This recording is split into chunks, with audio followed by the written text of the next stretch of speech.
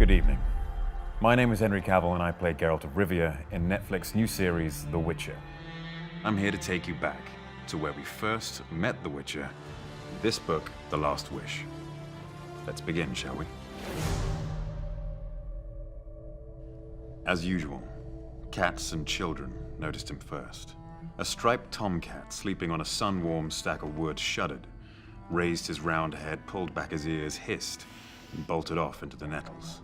3-year-old Dragomir, Fisherman Trigla's son, who was sitting on the hut's threshold, doing his best to make dirtier an already dirty shirt, started to scream as he fixed his tearful eyes on the passing rider.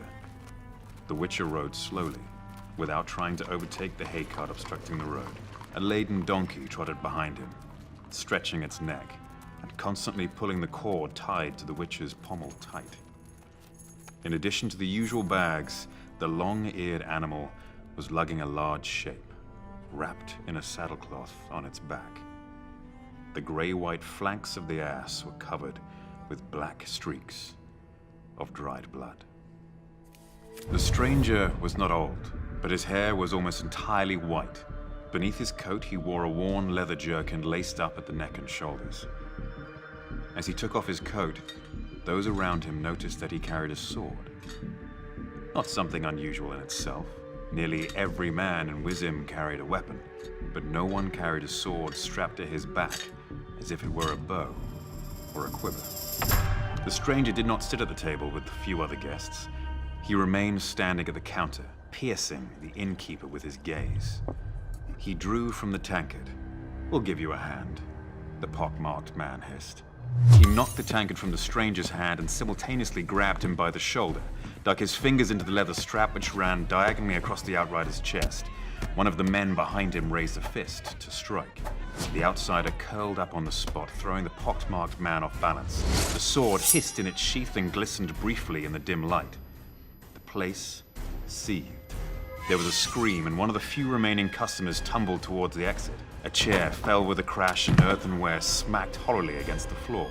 The innkeeper, his lips trembling, looked at the horribly slashed face of the pocked man, who, clinging with his fingers to the edge of the counter, was slowly sinking from sight. The other two were lying on the floor, one motionless, the other writhing and convulsing in a dark, spreading puddle. A woman's hysterical scream vibrated in the air, piercing the ears as the innkeeper shuddered, caught his breath, and vomited. The stranger retreated toward the wall, tense and alert. He held the sword in both hands, sweeping the blade through the air. No one moved. Terror, like cold mud, was clear on their faces, paralyzing limbs and blocking throats. 3 guards rushed into the tavern with thuds and clangs. They must have been close by. They had truncheons wound with leather straps at the ready, but at the sight of the corpses, drew their swords. The Rivian pressed his back against the wall, and with his left hand, pulled a dagger from his boot. "Throw that down," one of the guards yelled with a trembling voice. "Throw that down, you thug, you're coming with us." A second guard kicked aside the table between himself and the Rivian. "Go get the men, Tresca," he shouted to the third guard, who had stayed closer to the door. "No need," said the stranger, lowering his sword. "I'll come by myself." "You'll go, you son of a bitch, on the end of a rope," yelled the trembling guard. "Throw that sword down or I'll smash your head in." The Rivian straightened. He quickly pinned his blade under his left arm, and with his right hand raised towards the guard, swiftly drew a complicated sign in the air. The clout nails which studded his tunic from wrists to elbow flashed. The guards drew back, shielding their faces with their arms. One of the customers sprang up while another darted to the door. The woman screamed again, wild and ear-splitting.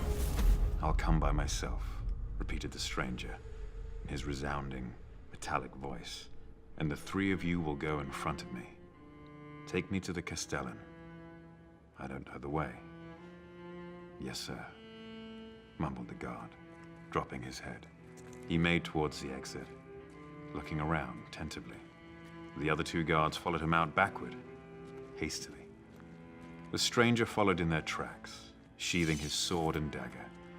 As they passed the tables, the remaining customers hid their faces from the dangerous stranger.